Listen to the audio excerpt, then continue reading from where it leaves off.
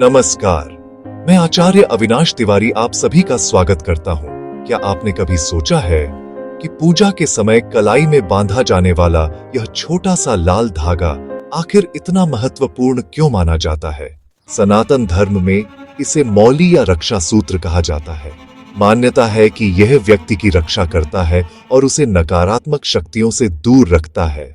लेकिन आश्चर्य की बात यह है कि इसके पीछे केवल आस्था ही नहीं, बल्कि एक गहरा वैज्ञानिक आधार भी छिपा हुआ है।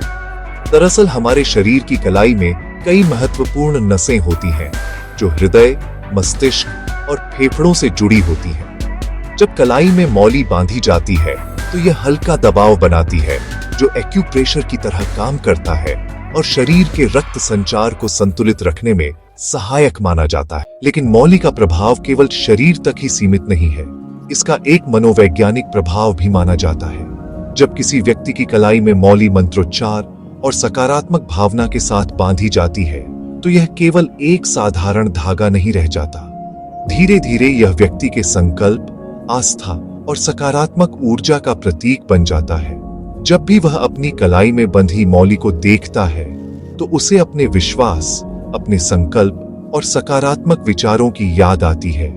मनोविज्ञान के अनुसार भी बार बार दिखाई देने वाला कोई प्रतीक हमारे मन और सोच को प्रभावित करता है। अब एक प्रश्न और उठता है कि कलाई में मौली कितने फेरे में बांधनी चाहिए? सनातन परंपरा के अनुसार मौली को 3, 5 या 7 फेरे में बांधा जाता है। 3 फेरे ब्रह्मा, विष्णु और महेश का प्रतीक माने जाते हैं।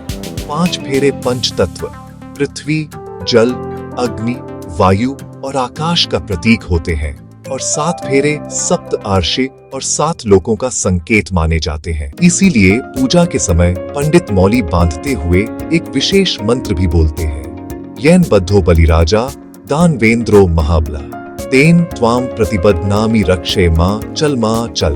अर्थात जिस रक्षा सूत्र से महान राजा बलि को बांधा गया था, उसी रक्षा सूत्र से मैं तुम्हें बांधता हूँ, जो तुम्हारी रक्षा करे और तुम्हें हर संकट से बचाए। यही कारण है कि हमारे आर्षि मुनियों ने हजारों वर्ष पहले ही इस छोटी सी परंपरा के माध्यम से मानव जीवन में सकारात्मक ऊर्जा, संतुलन और सुरक्षा का संदेश दिया।